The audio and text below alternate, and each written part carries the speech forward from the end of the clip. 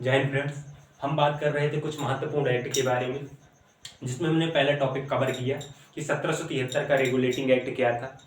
फिर हमने देखा कि 1773 के रेगुलेटिंग एक्ट में कुछ कमियां थी, कुछ खामियां थी, जिसको दूर करने के लिए 1781 का संशोधन अधिनियम आता है, अर्थात अमेंडिंग एक्ट ऑफ 1781 आता है। फिर उसके बाद हमने 1784 का पिट्स इंडिया एक्ट पढ़ा और उसी क्रम में हमने 1786 का अधिनियम पढ़ा। आज का हमारा जो टॉपिक है कि 1793 का चार्टर एक्ट क्या था, इसमें क्या प्रावधान किए गए थे, इसमें क्या बातें की गई थी, उसके बारे में पढ़ेंगे। पर उससे पहले ये समझ लें कि इन एक्टों का क्या महत्व रहा, क्या इनकी विशेषताएं रही, क्या इनका योगदान रहा। तो हम देखेंगे कि भारतीय संविधान के निर्माण में इनके विशेष योगदान रहा है, जो बहुत मुख्य है।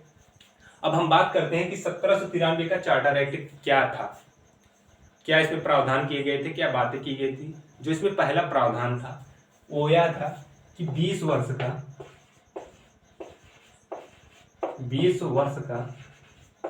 नियम लागू। 1793 के चार्टर एक्ट द्वारा 20 वर्ष का नियम आया, अर्थात 1793 से हर 20 वर्ष बाद एक नया नियम, एक नया एक्ट बनकर आता। इसको हम इस प्रकार से समझ सकते हैं कि जब हम 1793 में 20 वर्ष ऐड करेंगे तो क्या आएगा, 1813। अर्थात जो अगला एक्ट है वो 1813 में आएगा। फिर उसके बाद जब 1813 में 20 वर्ष ऐड करेंगे तो क्या आएगा, 1833। फिर अगला एक्ट 1833 में आएगा। फिर 1833 में 20 वर्ष ऐड करेंगे तो आएगा 1853। लेकिन 1853 के बाद यह रेनिंग नहीं किया जाता है, अर्थात जो एक्ट, जो नियम 20 वर्ष बाद आते थे, निष्कर्ष यह निकलता है कि यह 5वें वर्ष ही अर्थात 1858 में आ जाते हैं, 1858 में आ जाता है। और इस नियम को हम जैसा कि जानते हैं, जिसको ताज का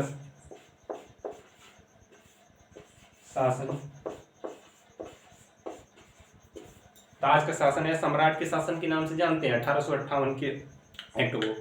तो इसमें जैसा कि हम जानते हैं, जो भारत में पहला जो सैनिक विद्रोह हुआ था 10 मई 1857 को, 10 मई 1857 जो पहला सैनिक विद्रोह हुआ था 10 मई 1857 को, यह 1858 के समकालीन है, अर्थात इसके पास है।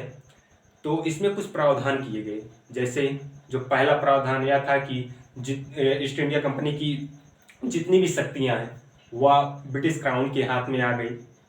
और दूसरा प्रावधान जिसमें सबको अधिकतर कंफ्यूजन रहती है कि जो गवर्नर जनरल का पद था उसको समाप्त कर दिया गया और उनकी सारी शक्तियां वायसराय को दे दी गई।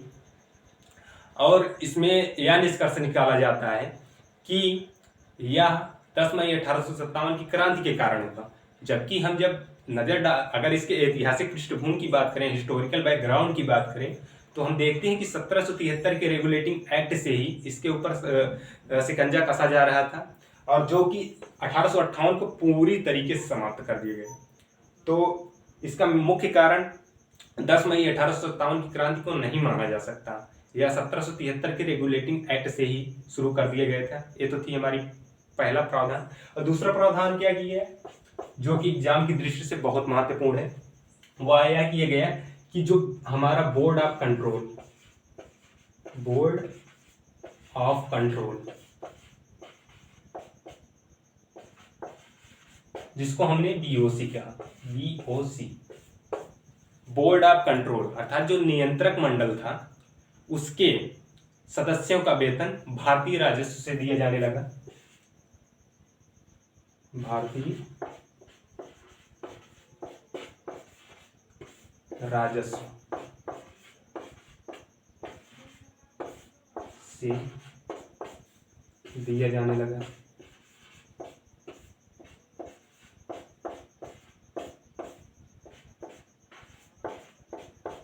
इसके सदस्यों का वेतन भारतीय राजस्व से दिया जाने लगा। अब इस प्रावधान का बहुत सारे भारतीयों ने विरोध किया, जिसमें सबसे प्रमुखता से नाम आता है दादा भाई नौरोजी का, जिन्होंने धन का निष्कासन सिद्धांत दिया, अर्थात ड्रेन थ्योरी ऑफ वेल्थ, जिसको कहते हैं ड्रेन थ्योरी ऑफ वेल्थ, अर्थात धन का निष्कासन सिद्धांत दिया। उसके बाद इसको अगर हम समझने का प्रयास करें, अगर इसको हम एक कंट्री माने, अगर कोई व्यक्ति यहीं पर काम करता है, यहीं पर रहता है, और उसके बाद यहीं पर अब वो पैसा कमाएगा तो खर्चे का भी, और जब यहीं पर रहकर वह यहीं पर पैसा खर्चता है, तो अगर कोई व्यक्ति वहीं पर उसी देश में रहकर वहीं पर पैसा खर्चता है तो उसकी अर्थव्यवस्था अर्थात उसकी इकोनॉमिक्स पर कोई प्रभाव नहीं पड़ता। बट इसमें ऐसा नहीं था। इसमें जो BOC था, बोर्ड ऑफ कंट्रोल, पैसा अर्थात यहाँ का पैसा उल्टा हो रहा था। यहाँ का पैसा अर्थात इंडिया का पैसा ब्रिटेन जा रहा था। तो इसमें हम कह सकते हैं कि अगर उस देश का पैसा किसी दूसरे देश में जा रहा है तो इस देश की अर्थव्यवस्था पे बहुत ज़्यादा प्रभाव पड़ता है। और आगे चल के हम देखते हैं कि जो भारतीय अर्थात हम पूरी तरीके से कंगाल हो जाते हैं। और इसलिए हम समझ सकते हैं कि जो हमारी जो 1917 की मूवी थी उसमें देखते होंगे कि उसका जो नाम था रोटी कपड़ा ऐसे करके आता था। एक गाना आया था कि मैंने जो खत लिखा है वो खत नहीं मेरा दिल है। तो इससे समझ सकते हैं कि कितनी ज़्यादा गरीबी थी, पॉवर्टी थी। ये था दूसरा प्रावधान।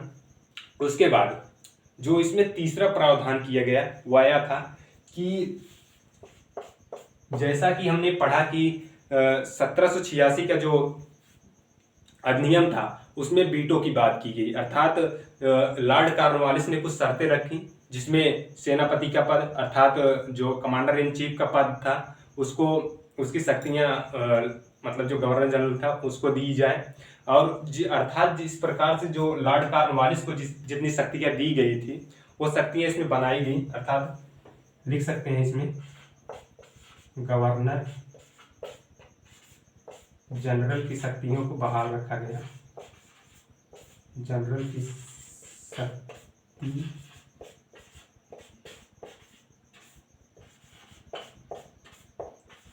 को वैसे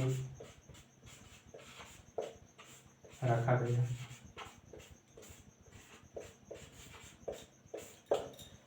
अर्थात जिस प्रकार से हमने देखा कि 1786 के अधिनियम में जब लॉर्ड कॉर्नवालिस गवर्नर जनरल नियुक्त किए जाते हैं तो उनकी कुछ शर्तें होती हैं जिसमें उन्होंने शर्त रखी थी कि जो सेनापति का पद है और जो कमांडर इन चीफ का पद है उसको भी उनको दिया जाए। तो इसमें जो शक्तियां उस टाइम के गवर्नर जनरल को दी गई थी वो शक्तियां भी इसमें बहाल रखी गई, मतलब कि जो आने वाले गवर्नर जनरल थे उनको भी ये शक्तियां दी गई।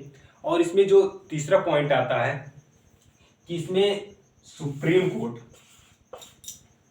कोर्ट को यह अधिकार दिया गया कि जो नियम कानून बन के आते हैं उनकी व्याख्या करने का अधिकार, उनकी जांच करने का अधिकार सुप्रीम कोर्ट को दिया गया।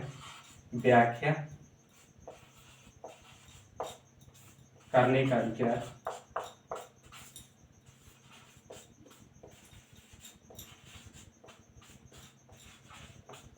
दिया गया। सुप्रीम कोर्ट को जो भी नियम कानून बन के आते थे उनकी व्याख्या करने का अधिकार दिया गया। तो ये थे हमारे कुछ महत्वपूर्ण प्रावधान जो कि 1793 के चार्टर एक्ट में आए थे। तो आज के लिए इतना ही। अब बात करेंगे अगले एक्ट के बारे में। धन्यवाद।